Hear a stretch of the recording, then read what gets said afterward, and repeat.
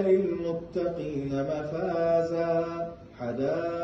حدائق وأعنابا وكواعب أترابا وكأسا دهاقا لا يسمعون فيها لغوا ولا كذابا جزاء من ربك عطاء حسابا رب السماوات والأرض وما بينهما الرحمن لا يملكون منه خطابا يوم يقوم الروح والملائكة صفا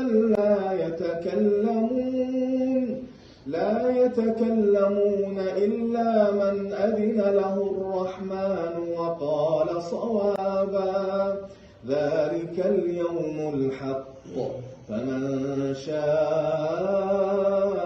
اتخذ إلى ربه مآبا إنا أنذرناكم عذابا قريبا يوم ينظر المرء ما قدمت يداه